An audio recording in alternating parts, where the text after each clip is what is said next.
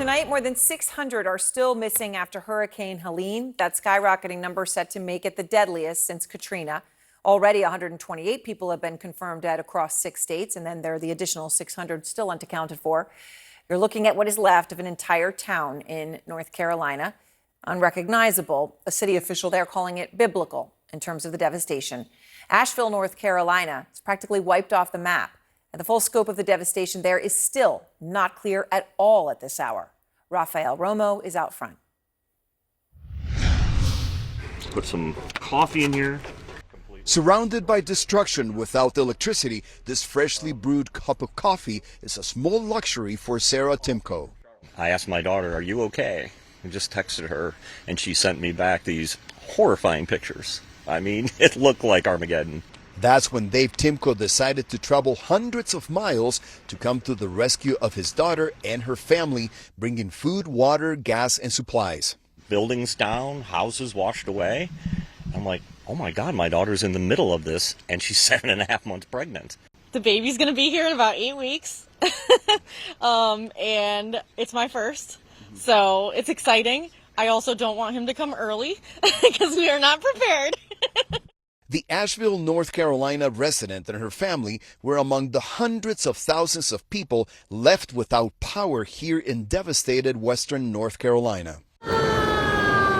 With major disaster declarations in 25 counties, emergency crews say they are overwhelmed, not only by the amount of people in need of help, but also because they're unable to reach many of them. Cut-off communities, destroyed roads, and broken bridges like this one here in Swannanoa are making the job of first responders and search and rescue teams very difficult here in western North Carolina. I didn't really know my neighbors that well, actually, until like 2 days ago. In this Asheville neighborhood, people decided they couldn't wait for help to arrive. They've given us water, fuel, food. They organized themselves to clear their street that was covered in mud and debris. And we've all chipped in, we've all worked together. It's special.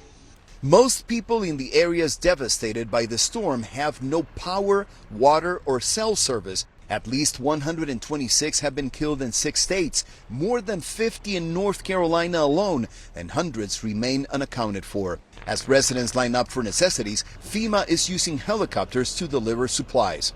Sarah Timko says she was not prepared for this kind of unexpected disaster.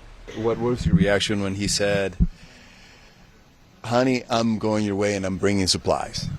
I was like, that's my dad. That's him. He's always there for me. This is my first grandchild, her first child.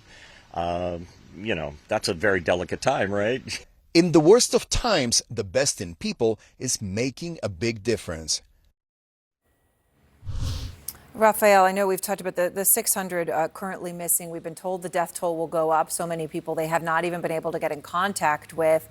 How do people there feel about the state and federal response? I mean, what we're seeing in North Carolina is something that nobody expected or really had much warning about.